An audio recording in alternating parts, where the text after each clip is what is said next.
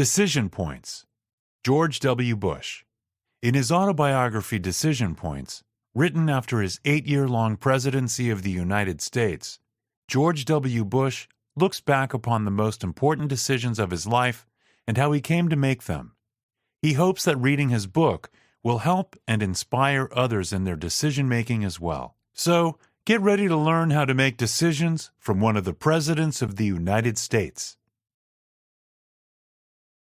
Private life. George W. Bush grew up as the eldest of the 6 children of Barbara and George H. W. Bush. While he had a happy childhood, one tragic event occurred when his younger sister Robin died of leukemia at just 3 years old. He says that his parents showed him nothing but unconditional love. He grew up in Midland, Texas, and soon followed closely in his father's footsteps. He went to boarding school at Andover, then to Yale, and then decided to join the Army as a pilot in 1968. His father had served as a naval aviator in World War II. Bush decided to join the Army because of his commitment to the Vietnam War, which aimed to stop the spread of communism. He is staunchly anti-communist, saying, "It was as if mankind had a sickness that it kept inflicting on itself. The sobering thought deepened my conviction that freedom, economic, political, and religious, is the only fair and productive way of governing a society." Upon turning 30 years old, however, Bush was ready to settle down. He was introduced to Laura Welch by common friends, and after a short and stormy courtship, he proposed to her in 1977. He still calls marrying her the best decision of his life. Both wanted children, but were struggling to have any. So after a few years of trying, they decided to adopt a baby. In 1981, however, Laura miraculously got pregnant with twin daughters, Barbara and Jenna. Growing up in Midland also had a huge impact on Bush's decision to finally run for president in 1999. He had spent much of his 20s on the campaign trail to satisfy his hunger for adventure, not to mention his father had been a president of the United States as well. In 2001, George W. Bush was inaugurated as the 43rd President of the United States. In his inauguration speech, he had promised to unite the people of America in a single nation of justice and opportunity. Stem cells. One of the first major decisions facing President Bush after his inauguration was whether to provide federal funding for stem cell research. Now, he was faced with a decision that had strong supporters on either side. Embryonic stem cells hold the promise of possible cures for a variety of illnesses such as Alzheimer's and Parkinson's disease. Stem cells can mutate into a variety of different cell types and are therefore used in medical research. To acquire stem cells, however, a human embryo is destroyed. This brings up an ethical conflict. Should researchers be allowed to destroy human life in order to save countless others with potentially life-saving medical treatments? To come to an informed decision on the subject, Bush started by gathering information from experts on both sides of the debate to clarify his guiding principles. From this, he formed a tentative conclusion and again asked the advice of experts on the subject. The stem cell debate also coincided with the abortion debate. Bush is anti-abortion, saying that he can see the dilemma facing a scared teenager with an unplanned pregnancy, but believes that adoption would allow not only 1, but 3 lives to be saved, since this would allow parents to fulfill their wish of adopting a child. In his decision-making, Bush is also strongly guided by his faith. In July 2001, he visited Pope John Paul II in his summer residence. During the stay, he also broached the topic of stem cell research and was encouraged by the Holy Father to protect human life in all its forms. Reassured by this, Bush then decided to fund stem cell research on existing stem cells, where the embryo had already been destroyed. But he was also clear on the fact that he would not allow federal money to be used to destroy further embryos. After announcing his decision in a primetime speech to the nation to make sure that the American people would see his informed approach, he received a lot of backlash on the subject. When asked to veto his decision in 2006, he refused, saying, "If I abandoned my principles on an issue like stem cell research, how could I maintain my credibility on anything else?" To underline his resolution, He then invited a group of snowflake babies to the White House. These were the babies that had grown out of the frozen embryos intended for destruction, but had been adopted instead by couples. 9/11. Arguably one of the most challenging decisions that faced Bush during his presidency was the terrorist attack of 9/11.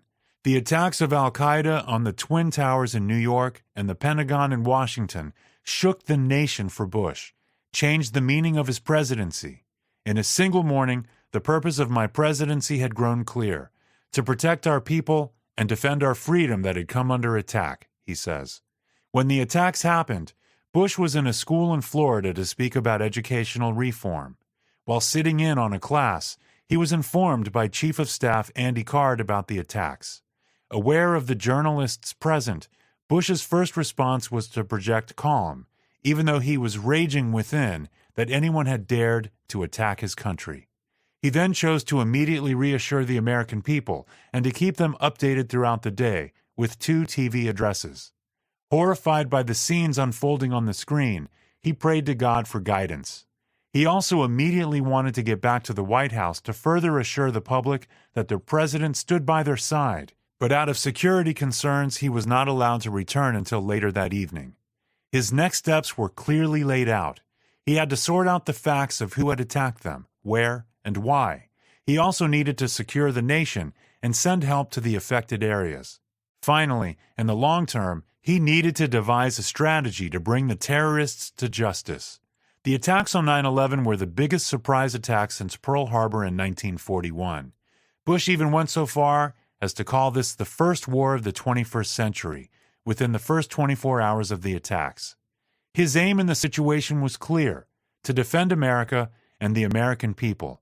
So on September 12th, he laid out 3 goals for the following few days: keep the terrorists from striking again, make clear that America was in a new kind of war, and help economic and societal recovery.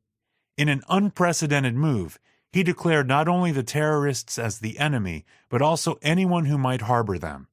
Bush says that in this most terrifying time of his presidency, he drew strength from his faith, history, his family, and White House staff, along with his West Texas optimism. War with Iraq. The war on terrorism was not the only war of Bush's 8-year presidency. As well as waging a war against Afghanistan in 2003, he gave the order for Operation Iraqi Freedom, an attempt to oust Iraq's terrorist president Saddam Hussein from power. Hussein had not only tortured and abused his people, but had also failed to declare whether or not he had any nuclear or chemical weapons. Declaring war on him was Bush's last resort. He resolved to do so after Hussein failed to respond to multiple entreaties from the U.S. and the United Nations. Bush says he decided to declare war because, after the nightmare of 9/11, I had vowed to do what was necessary to protect the country. Letting a sworn enemy of America refuse to account for his weapons of mass destruction was a risk I could not afford to take. By 2003, Iraq was liberated. Although Saddam Hussein had not yet surrendered, Bush decided to make a surprise visit to American troops stationed in Baghdad to boost morale. This was a top-secret mission, so much so that his secret agents did not realize he had been gone until he returned from Iraq. Looking back on the Iraq War, Bush still believes that he did a great service to humanity and to America by defeating Saddam Hussein and ending his reign of terror. Even though it later turned out Hussein did not own any dangerous weapons of mass destruction, Bush believes the nature of history is that we know the consequences only of the action we took, but inaction would have had consequences too. In hindsight, he thinks the operation could have gone more smoothly if troops had responded more quickly and aggressively once Hussein's regime had fallen, as this would have helped to protect the Iraqi people. He also believes that there was an intelligence failure regarding whether Hussein had weapons or not. Hussein later admitted that he was scared of looking weak to Iran, which was why he did not debunk the myth.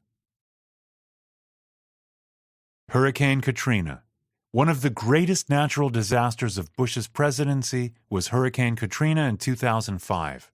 The coastline of Mississippi was destroyed by 120-mile-per-hour winds, New Orleans was flooded, and more than 450,000 people lost their homes.